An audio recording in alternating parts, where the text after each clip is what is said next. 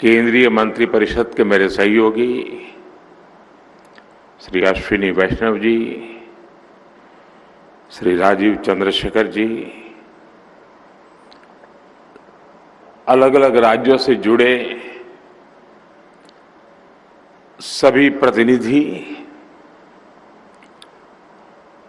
Digital India के सभी लाभार्थी,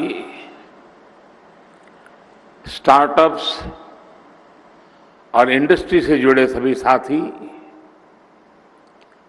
एक्सपर्ट्स, एकेडमिशियंस, रिसर्चर्स, देवी और सज्जनों, आज का ये कार्यक्रम 21वीं सदी में निरंतर आधुनिक होते भारत की एक झलक लेकर आया है।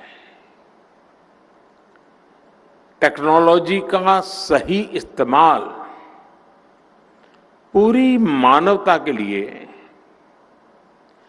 कितना क्रांतिकारी है, इसका उदाहरण भारत ने डिजिटल इंडिया अभियान के तौर पर पूरे विश्व के सामने रखा है। मुझे खुशी है कि 8 वर्ष पहले शुरू हुआ ये अभियान बदलते हुए समय के साथ खुद को विस्तार दे रहा है। हर साल डिजिटल इंडिया अभियान में नए आयाम जुड़े हैं, नई टेक्नोलॉजी का समावेश हुआ है। आज के इस कार्यक्रम में जो नए प्लेटफॉर्म, नए प्रोग्राम लॉन्च हुए हैं, वो इसी श्रृंखला को आगे बढ़ा रहे हैं। अभी आपने छोटी छोटी वीडियो में देखा, माई स्कीम हो, भाषिणी भाषा दान हो, डिजिटल इंडिया जेनेसिस हो, चिप्स टू स्टार्टअप प्रोग्राम हो या बाकी सारे प्रोडक्ट्स, ये सारे ईज ऑफ लिविंग और ईज ऑफ डूइंग बिजनेस को मजबूती देने वाले हैं। विशेष तौर पर इनका बड़ा लाभ भारत के स्टार्टअप इकोसिस्टम को होगा। साथियों, समय के साथ जो देश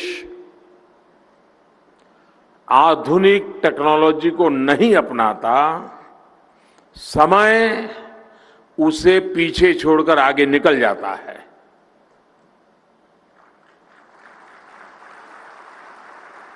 और वो वहीं का वहीं रह जाता है। तीसरी औद्योगिक क्रांति के समय भारत इसका भुक्तभोगी रहा है, लेकिन आज हम ये गर्व से कह सकते हैं कि भारत चौथी औद्योगिक क्रांति, इंडस्ट्री 4.0, आज भारत गर्व से कह सकता है कि हिंदुस्तान दुनिया को दिशा दे रहा है। और मुझे इस बात की दोहरी खुशी है कि गुजरात ने इसमें भी एक तरह से पथ प्रदर्शक की भूमिका निभाई है।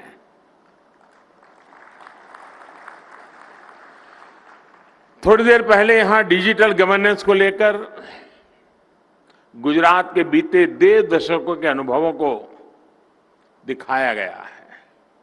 गुजरात देश का पहला राज्य था जहां Gujarat state data centre GSDC, Gujarat state wide area network GSWAN, ई-ग्राम सेंटर्स और ATVT जन सेवा केंद्र जैसे पिलर्स खड़े किए गए।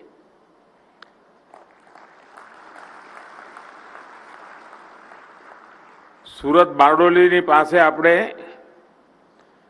જ્યાં સુભાષ બાબુ કોંગ્રેસના અધ્યક્ષ બન્યા હતા, ત્યાં સુભાષ બાબુની યાદમાં એક કાર્યક્રમ કર્યો હતો અને ઈ ગ્રામ વિશ્વ ગ્રામનું લોન્ચિંગ કર્યું હતું. એ વખતે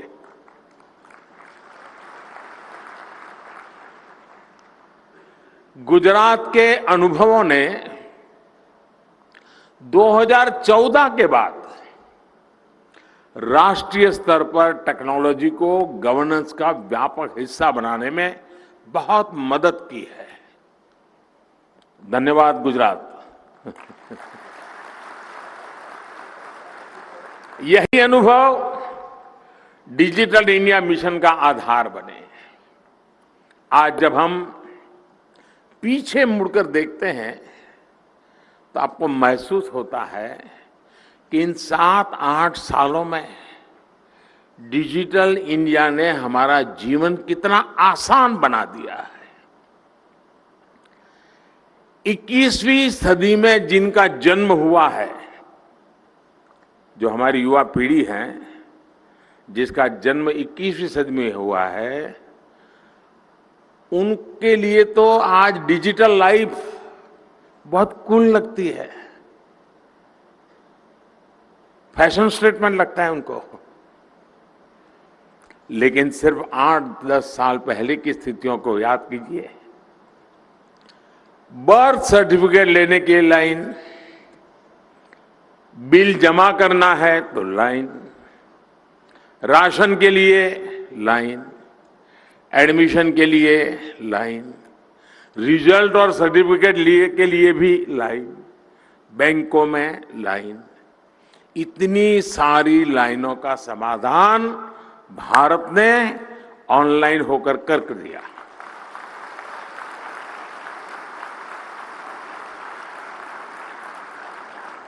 आज जन्म प्रमाण पत्र से लेकर सीनियर सिटीजन, वरिष्ठ नागरिक की पहचान देने वाले जीवन प्रमाण पत्र तक सरकार की अधिकतर सेवाएं डिजिटल है. वरना पहले सीनियर सिटीजन को, खास करके पेंशनर को जाकर के कहना पड़ता था कि मैं जिंदा हूं.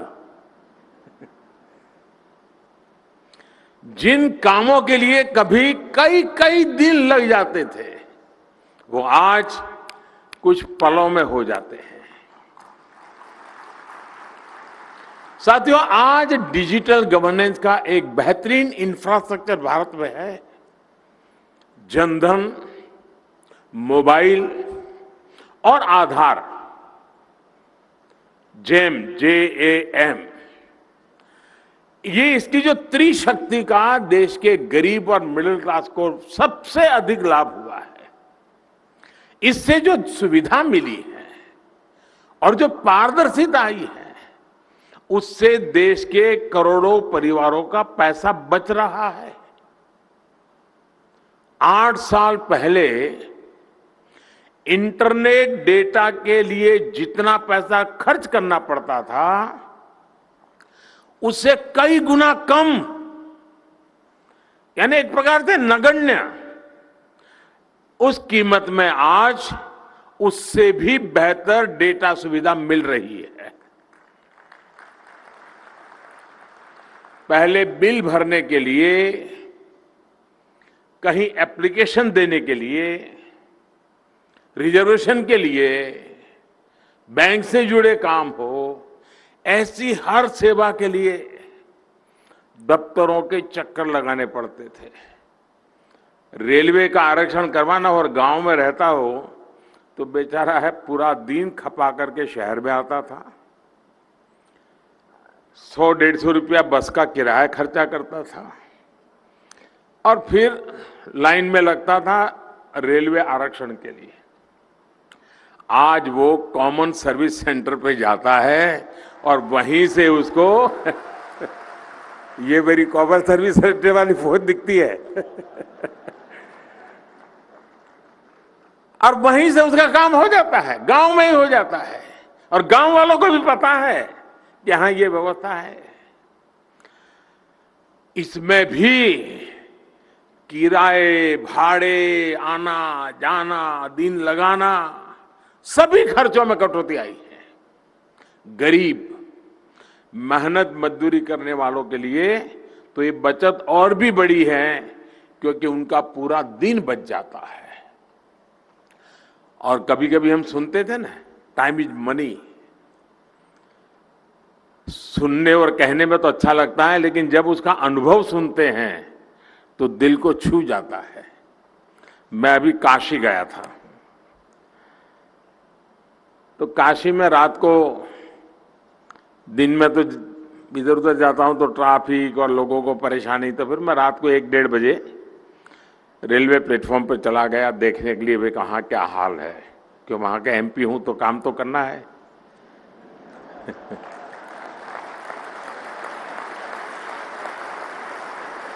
तो मैं वहां पैसेंजरों से बात कर रहा था, स्टेशन मास्टर से बात कर रहा था, क्योंकि मेरा सरप्राइज विजिट था, कोई बता के तो गया नहीं था। तो मैंने कहा, भाई ये जो वंदे भारत ट्रेन चल रही है क्या अनुभव है, और ऑक्यूपेंसी कैसे रहते? अरे बोले साहब, इतनी उसकी मांग है कि हमें कम पड़ रहे हैं। तो मैंने कहा, ये तो थोड़ी ट्रेन महंगी है, इसकी टिकट ज्यादा लगती है, इसमें लोग क्यों जाते हैं? बोले साहब, इसमें मजदूर लोग सबसे ज्यादा जाते हैं, गरीब लोग सबसे ज्यादा जाते हैं। मैंने कहा, कैसे भाई? मेरे लिए सरप्राइज था। बोले वो 2 कारण बताते हैं। एक, बोले वंदे भारत ट्रेन में स्पेस इतनी है कि सामान उठा के लेके जाते हैं तो रखने की जगह मिल जाती है। गरीब का अपना एक हिसाब है। और दूसरा, समय जाने में 6-8 घंटे बढ़ जाता है, तो वहां तुरंत काम पे लग जाता हूं, तो 6-8 घंटे में जो कमाई होती है, टिकट तो उससे भी कम में लग जाती है।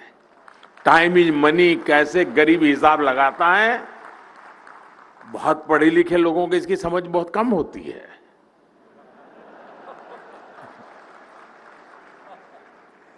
साथियों, ई संजीवनी जैसी टेली कंसल्टेशन की जो सेवा शुरू हुई है, मोबाइल फोन से बड़े बड़े अस्पताल, बड़े बड़े डॉक्टरों के साथ प्राइमरी सारी चीजें पूरी हो जाती है। और इसके माध्यम से अब तक 3 करोड़ से अधिक लोगों ने अपने घर में बैठे ही अपने मोबाइल से अच्छे अस्पताल में अच्छे से डॉक्टर से कंसल्ट किया है।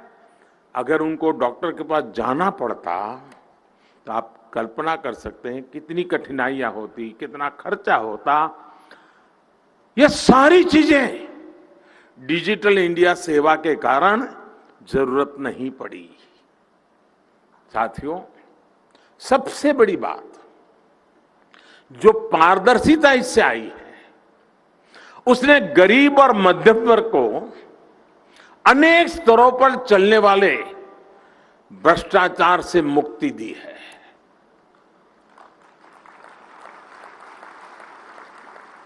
हमने वो समय देखा है जब बिना घूस दिए कोई भी सुविधा लेना मुश्किल था।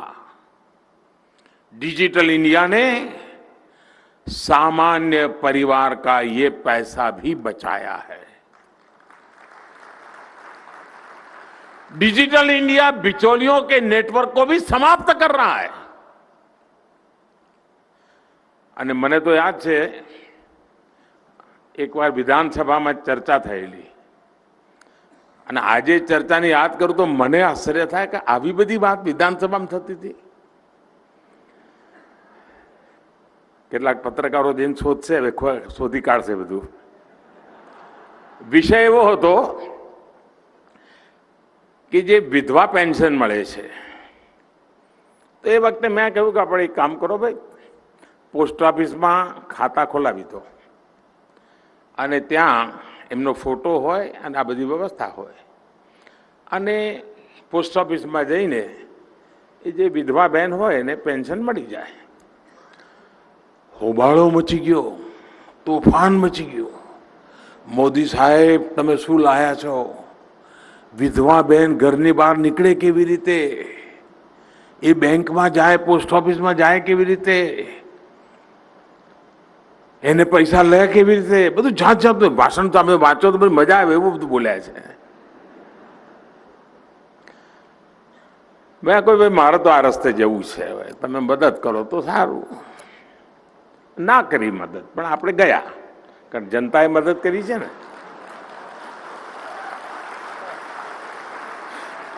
પણ આ તોફાન શું કરવા મચાવતા હતા સાહેબ? એમને વિધવાની ચિંતા નહોતી. જ્યારે અમે પોસ્ટ ઓફિસમાં ફોટો પહેચાન આ બધી વ્યવસ્થા ઊભી કરી ત્યારે તો આ ડિજિટલની દુનિયા એટલી બધી પહોંચી નહોતી.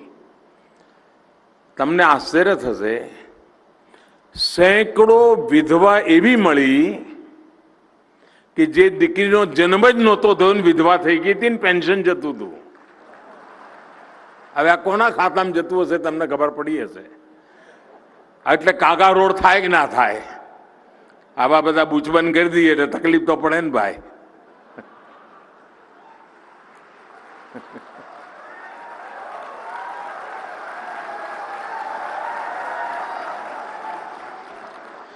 આજે टेक्नोलॉजी उपयोग કરીને डायरेक्ट बेनिफिट ट्रांसफर के माध्यम से बीते 8 साल में 23 लाख करोड़ रुपए से अधिक सीधे लाभार्थियों के बैंक खाते में भेजे गए हैं.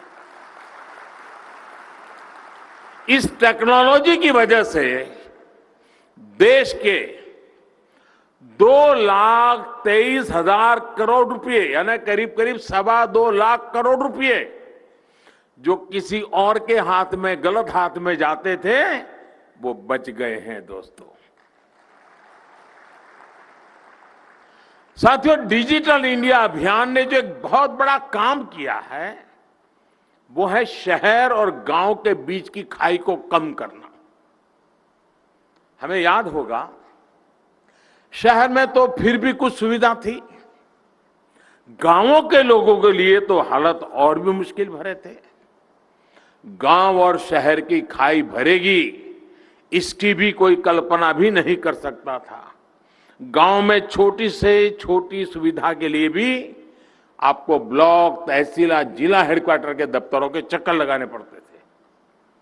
ऐसी सारी मुश्किलों को भी डिजिटल इंडिया अभियान ने आसान बनाया है और सरकार को नागरिक के द्वार पर, उसके गांव, घर और उसकी हथेली में फोन पर लाकर खड़ा कर दिया है. गांव में सैकड़ों सरकारी सेवाएं डिजिटली देने के लिए पिछले 8 वर्ष में 4 लाख से अधिक नए कॉमन सर्विस सेंटर जोड़े जा चुके हैं.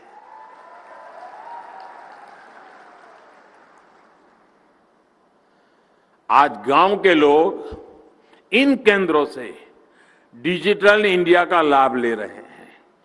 मैं पिछले दिनों ત્યાં દાહોદ આવ્યો હતો, તો દાહોદમાં બધા મારા આદિવાસી ભાઈ બહેનોને મળવાનું થયું. તો એમાં એક દિવ્યાંગ કપલ હતું, 30-32 વર્ષની ઉંમર હશે. એણે મુદ્રા યોજનામાંથી પૈસા લીધા, કોમ્પ્યુટરનું થોડું બધું શીખ્યા અને પતિ પત્નીએ કોમન સર્વિસ સેન્ટર શરૂ કર્યું દાહોદના આદિવાસી જિલ્લાના એક નાના ગામડામાં. એ ભાઈ અને એમના પત્ની મને મળ્યા. એ મને કે સાહેબ મારી એવરેજ 28,000 રૂપિયાની આવક છે. ગામડામાં લોકો હવે મારે ત્યાં જ સેવા લે છે. ડિજિટલ ઇન્ડિયાની તાકાત જુઓ ભાઈ. 1.25 लाख से अधिक कॉमन सर्विस सेंटर, ग्रामीण स्टोर अब ई कॉमर्स को भी ग्रामीण भारत तक ले जा रहे हैं. एक बीजो अनुभव व्यवस्थाओं केवी रीते लाभ लेवाय. મને યાદ છે જ્યારે હું અહીંયા ગુજરાતમાં હતો તો ખેડૂતોને વીજળી બિલ ભરવા માટે તકલીફ પડતી હતી. એના પૈસા લેવાની જગ્યાઓ 800 કે 900 હતી. મોડો પડે એટલે નિયમ પ્રમાણે વીજળી કનેક્શન કપાઈ જાય, ફરી કનેક્શન લેવું એટલે બીજું બાજુ પેમેન્ટ કરવું પડે. આપણે ભારત સરકારને એ વખતે વિનંતી કરી અટલજીની સરકાર હતી. અટલજીને મેં વિનંતી કરી કે સાહેબ આ પોસ્ટ ઓફિસમાં લેવાનું મને ચાલુ કરી આપો ને, વીજળીનું બિલ અમારા ખેડૂતનું પોસ્ટ ઓફિસવાળા લે એટલું કરી આપો. અટલજી મારી વાત માની અને ગુજરાતમાં ખેડૂતોને વીજળીની તકલીફમાંથી મુક્તિ મળી ગઈ હતી. વ્યવસ્થાઓ ઉપયોગ કેમ કરાય એવો હમણાં એક પ્રયોગ મેં દિલ્હીમાં ગયા પછી કર્યો. આદત તો જાય નહીં કારણ કે આપણે અમદાવાદી સિંગલ ફેર ડબલ જર્ની વાળો ટેવ પડેલી, એટલે આપણે રેલવેની પોતાનું વાઈફાઈ બહુ સ્ટ્રોંગ નેટવર્ક છે. એટલે એ વખતે અમારા રેલવેના મિત્રોને કહ્યું, આ 2019ની ચૂંટણી પહેલાની વાત છે, મેં એમને કહ્યું કે ભાઈ રેલવેના જે પ્લેટફોર્મ છે એના પર વાઈફાઈ મફત કરી દો અને આજુબાજુના ગામડાના બાળકોને ત્યાં આવીને ભણવું હોય તો આવે, એને વાઈફાઈ મફત મળે, એને કનેક્ટિવિટી મળી જાય, અને જે વાંચવું હોય ભણવું હોય ભણે. તમને આશ્ચર્ય થશે, હું એકવાર વર્ચ્યુઅલી કેટલાક વિદ્યાર્થીઓ સાથે વાત કરતો હતો. અનેક લોકો કોમ્પિટિટિવ એક્ઝામની તૈયારી રેલવે પ્લેટફોર્મ પર મફત વાઈફાઈથી કરતા હતા અને પાસ થતા હતા. કોચિંગ ક્લાસમાં જવાનું નહીં, ખર્ચા કરવાના નહીં, ઘર છોડવાનું નહીં, હાથ પડે બાના હાથનો રોટલો ખાવા મળે અને ભણવાનું. રેલવેના પ્લેટફોર્મ પરનો ઉપયોગ, ડિજિટલ ઇન્ડિયાની તાકાત જુઓ દોસ્તો. पीएम स्वामित्व योजना, शायद शहर के बहुत कम लोगों का इस पर ध्यान गया है. पहली बार शहरों की तरह गांव के घरों का मैपिंग और डिजिटल लीगल डॉक्यूमेंट ग्रामीणों को देने का काम चल रहा है. ड्रोन गांव के अंदर जाकर के हर घर का ऊपर से मैपिंग करता है, मैप बनाता है, वो कन्विंस होता है, उसको सर्टिफिकेट मिलता है. अब उसके कोर्ट कचहरी के सारे झंझट बंद. ये है डिजिटल इंडिया की ताकत. डिजिटल इंडिया अभियान ने देश में बड़ी संख्या में रोजगार और स्वरोजगार के अवसर भी बनाए हैं. साथियों, डिजिटल इंडिया का एक बहुत ही संवेदनशील पहलू भी है. उसकी उतनी चर्चा शायद बहुत ज्यादा होती नहीं है.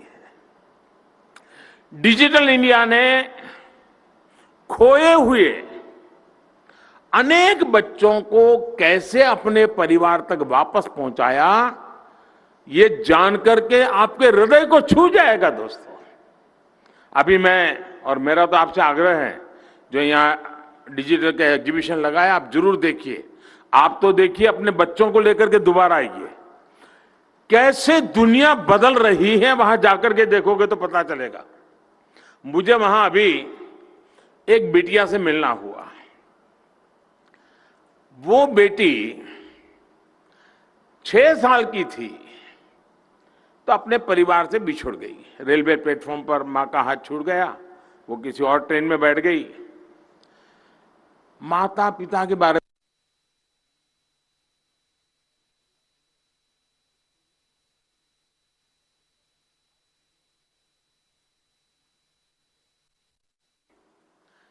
6 साल की थी तो अपने परिवार से बिछुड़ गई. रेलवे प्लेटफॉर्म पर मां का हाथ छूट गया, वो किसी और ट्रेन में बैठ गई. माता पिता के बारे में ये सीधा प्रसारण आप देख रहे हैं. प्रधानमंत्री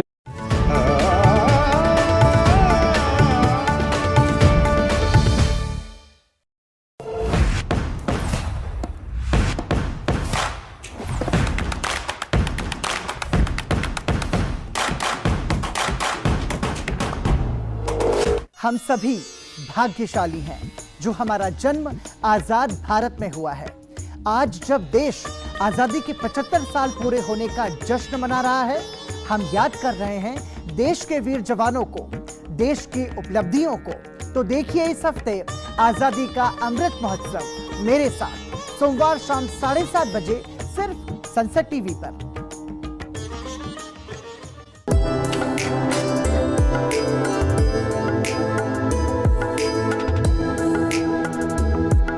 अब हम पहुंचे हैं देवभूमि हिमाचल प्रदेश।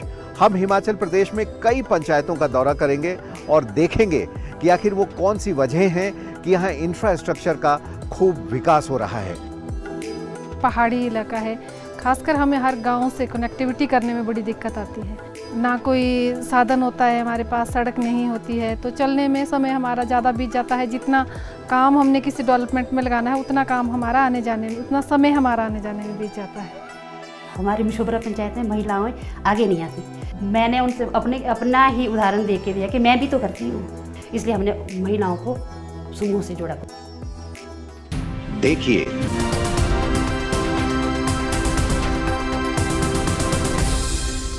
आप कल्पना कर सकते हैं कि अगर डिजिटल इंडिया अभियान नहीं होता तो 100 साल में आई ये सबसे बड़े संकट के समय देश में हम क्या कर पाते। हमने देश की करोड़ों महिलाओं, किसानों, मजदूरों, उनके बैंक अकाउंट में एक क्लिक करके हजारों करोड़ रुपए उनके यहां पहुंचा दिए। उनको जीने की कोई तकलीफ नहीं होने दी। One nation one ration card की मदद से हमने 80 करोड़ से अधिक देशवासियों को मुफ्त राशन सुनिश्चित किया। ये टेक्नोलॉजी की कमाल है। हमने दुनिया का सबसे बड़ा और सबसे एफिशिएंट कोविड वैक्सीनेशन और कोविड रिलीफ प्रोग्राम चलाया। आरोग्य सेतु और कोविन ये ऐसे प्लेटफॉर्म है कि उसके माध्यम से अब तक करीब करीब 200 करोड़ वैक्सीन डोज, उसका पूरा रिकॉर्ड उपलब्ध है। कौन रह गया, कहां रह गया, उसकी जानकारी उसके माध्यम से प्राप्त होती है और हम टारगेटेड व्यक्ति को वैक्सीनेशन का काम कर पा रहे हैं। दुनिया में आज भी चर्चा है कि वैक्सीन सर्टिफिकेट कैसे लेना। कई दिन निकल जाते हैं, हिंदुस्तान में वो वैक्सीन लगा करके बाहर निकलता है, उसके मोबाइल फोन पर सर्टिफिकेट मौजूद होता है।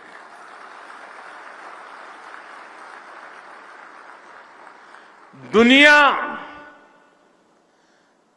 कोविन के द्वारा वैक्सीनेशन का डिटेल सर्टिफिकेट की जानकारी की चर्चा कर रहा है। हिंदुस्तान में कुछ लोग, उनका कांटा इसी बात पे अटक गया कि इस पर मोदी की फोटो क्यों है। इतना बड़ा खाब, उनका दुबाग वही अटक गया। साथियों, भारत का डिजिटल फिनटेक सॉल्यूशन, और आज युग फिनटेक का है, इसके विषय में भी मैं कहूंगा। कभी पार्लियामेंट के अंदर एक बार चर्चा हुई है, वो सुन देख लेना, जिसमें देश के भूतपूर्व वित्त मंत्री जी भाषण कर रहे हैं कि लोगों के पास मोबाइल फोन नहीं है, लोग डिजिटल कैसे करेंगे, पता नहीं क्या क्या वो बोले हैं। आप सुनोगे तो आपको आश्चर्य होगा। ये बहुत पढ़े लिखे लोगों का यही तो हाल होता है जी।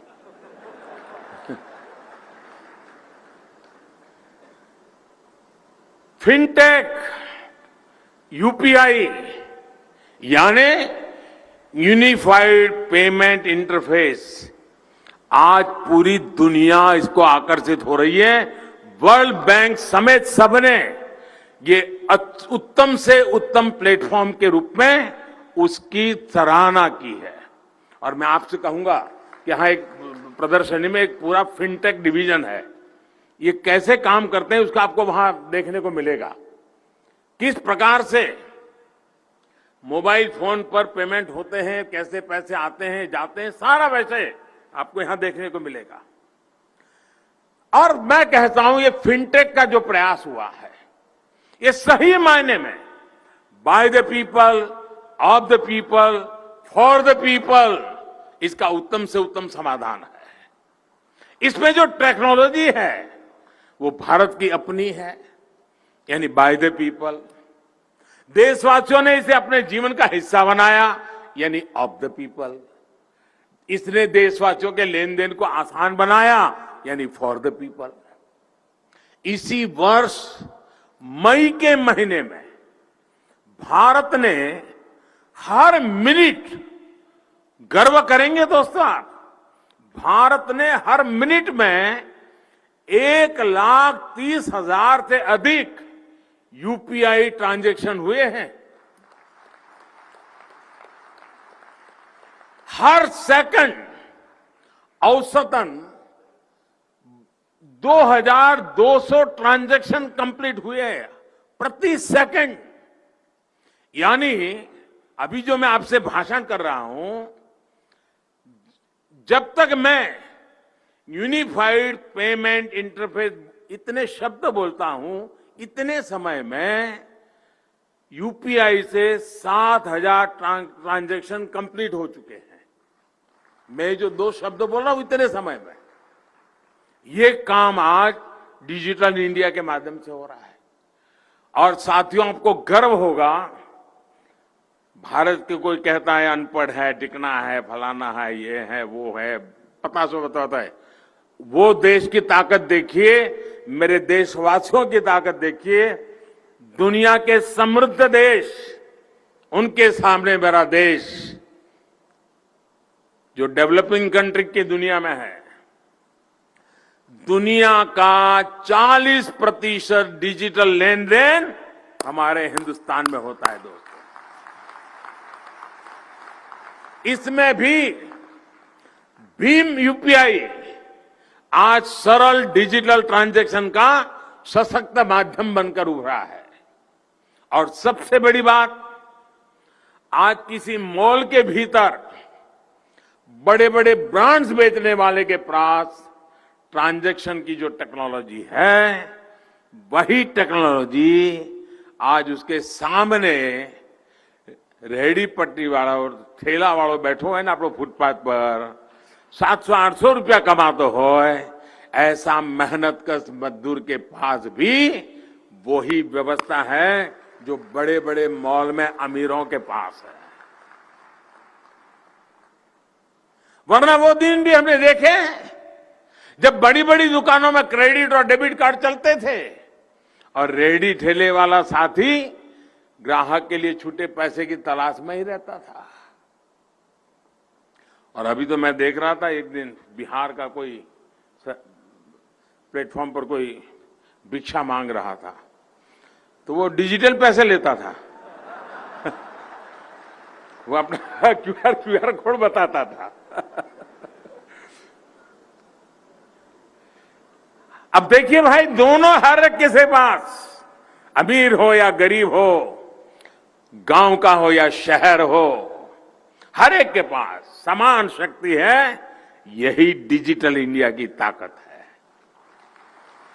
इसलिए आज दुनिया के विकसित देश हो या फिर वो देश जो इस प्रकार की टेक्नोलॉजी में इन्वेस्टमेंट नहीं कर सकते, उनके लिए यूपीआई जैसे भारत के डिजिटल प्रोडक्ट आज आकर्षण का केंद्र है। हमारे डिजिटल सॉल्यूशंस में स्केल भी है, ये सिक्योर भी है और डेमोक्रेटिक वैल्यूज भी है। हमारा ये जो गिफ्ट सिटी का काम है ना, मेरे शब्द लिख के रखिए दोस्तों, और मेरा 2005 या 6 का भाषण है वो भी सुन लीजिए। उस समय जो मैंने कहा था कि गिफ्ट सिटी में क्या क्या होने वाला है, आज वो धरती पर उतर होता हुआ दिखाई दे रहा है।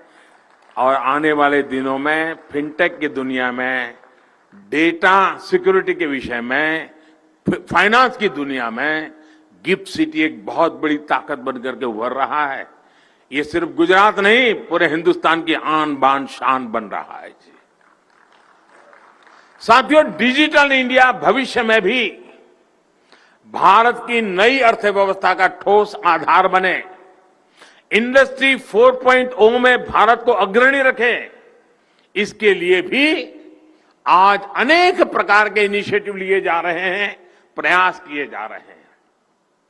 आज AI, blockchain, AR, VR, 3D printing, drones, robotics, green energy, ऐसे अनेक न्यू एज इंडस्ट्रीज के लिए 100 से अधिक स्किल डेवलपमेंट के कोर्सेज चलाए जा रहे हैं देश भर में। हमारा प्रयास है कि विभिन्न संस्थाओं के साथ मिलकर आने वाले 4-5 सालों में 14-15 लाख युवाओं को फ्यूचर स्किल्स के लिए रीस्किल रीस्किल और अपस्किल किया जाए, उस दिशा में हमारा प्रयास है। इंडस्ट्री 4.0 के लिए जरूरी स्किल्स तैयार करने के लिए आज स्कूल के स्तर पर भी फोकस है।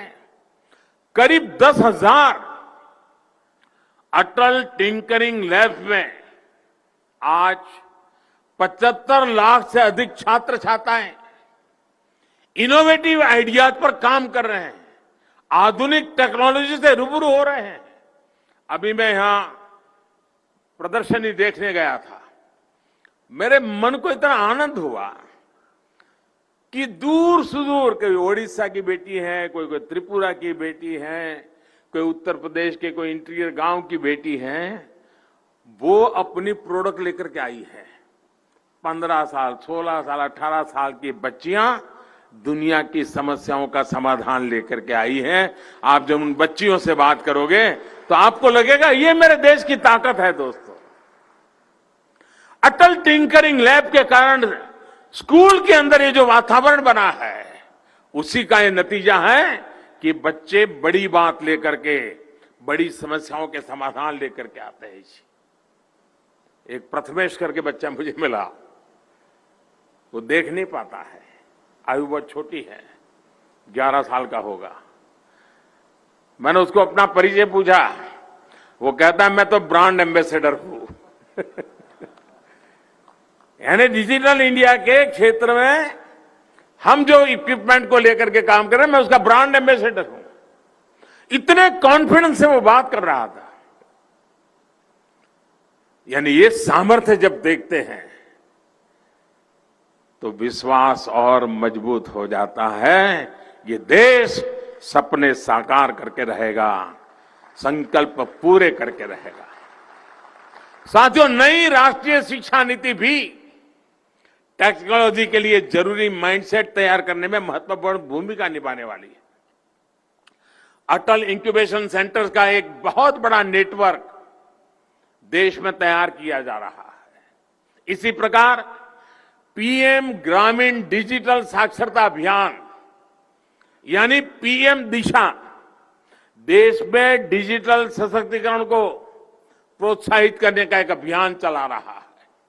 अभी तक इसके 40,000 से अधिक सेंटर देश भर में बन चुके हैं और 5 करोड़ से अधिक लोगों को ट्रेनिंग दी जा चुकी है। साथियों, डिजिटल स्किल्स और डिजिटल इंफ्रास्ट्रक्चर के साथ साथ टेक्नोलॉजी के सेक्टर में युवाओं को ज्यादा से ज्यादा अवसर देने के लिए अनेक विविध दिशाओं में रिफॉर्म किए जा रहे हैं। स्पेस हो, मैपिंग हो, ड्रोन हो, गेमिंग और एनिमेशन हो, ऐसे अनेक सेक्टर जो फ्यूचर डिजिटल टेक को विस्तार देने वाले हैं, उनको इनोवेशन के लिए खोल दिया गया है। इनस्पेस, अब इनस्पेस का हेडक्वार्टर अहमदाबाद में बना है। इनस्पेस और नई ड्रोन पॉलिसी जैसे प्रावधान आने वाले वर्षों में भारत के टेक पोटेंशियल को इस दशक में नई ऊर्जा देंगे। मैं जब यहां इनस्पेस के हेडक्वार्टर के उद्घाटन के लिए आया था पिछले महीने, तो कुछ बच्चों से मेरी बातचीत हुई, स्कूल के बच्चे थे। वे सैटेलाइट छोड़ने की तैयारी कर रहे हैं, अंतरिक्ष में सैटेलाइट छोड़ने की तैयारी कर रहे हैं। तो मुझे वहां बताया गया कि हम आजादी के अमृत महोत्सव के निमित्त स्कूल के बच्चों द्वारा बनाए 75 सैटेलाइट आसमान में छोड़ने वाले, अंतरिक्ष में छोड़ने वाले हैं। ये मेरे देश की स्कूल की शिक्षा में हो रहा है। दोस्तों, साथियों, आज भारत अगले 3-4 साल में इलेक्ट्रॉनिक मैन्युफैक्चरिंग को $300 बिलियन से भी ऊपर ले जाने के लक्ष्य पर काम कर रहा है। भारत चिप टेकर से चिप मेकर बनना चाहता है। सेमीकंडक्टर्स का उत्पादन बढ़ाने के लिए भारत में तेजी से निवेश बढ़ रहा है। पीएलआई स्कीम से भी इसमें मदद मिल रही है। यानी मेक इन इंडिया की शक्ति और डिजिटल इंडिया की ताकत की डबल डोज भारत में इंडस्ट्री 4.0 को नई ऊंचाई पर ले जाने वाली है। आज का भारत उस दिशा की तरफ बढ़ रहा है जिसमें नागरिकों को योजनाओं के लाभ के लिए, दस्तावेजों के लिए सरकार के पास फिजिकल रूप में आने की जरूरत नहीं होगी। हर घर में पहुंचता इंटरनेट और भारत की क्षेत्रीय भाषाओं की विविधता भारत के डिजिटल इंडिया अभियान को नई गति देगी। डिजिटल इंडिया अभियान ऐसे ही नए नए आयाम खुद में जोड़ता चलेगा। डिजिटल स्पेस में ग्लोबल लीडरशिप को दिशा देगा।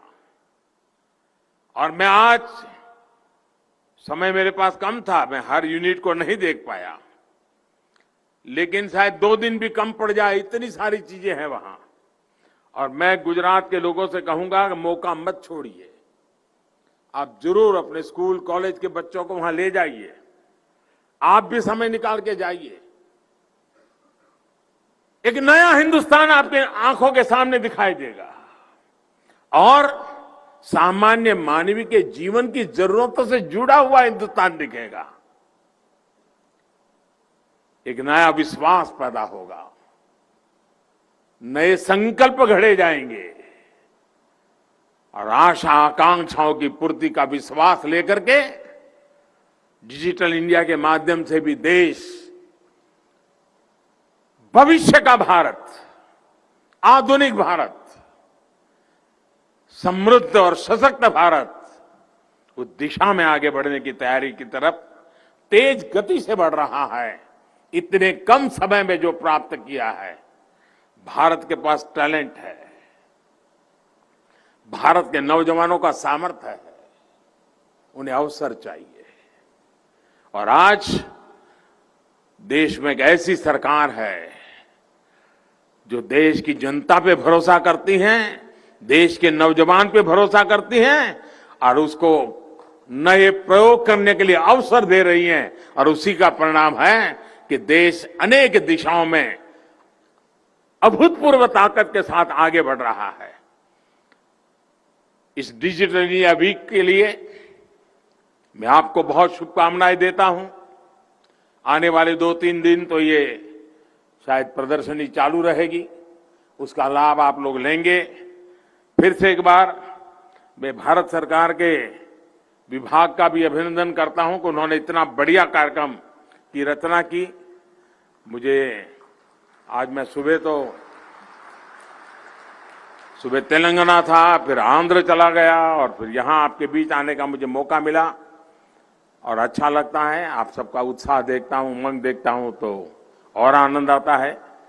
तो इस कार्यक्रम को गुजरात में करने के लिए मैं डिपार्टमेंट को बधाई देता हूं और इतना शानदार कार्यक्रम करने के लिए अभिनंदन करता हूं। और देश भर के नौजवानों के लिए ये प्रेरणा बन के रहेगा। इसी विश्वास के साथ आप सबको बहुत बहुत शुभकामनाएं। धन्यवाद।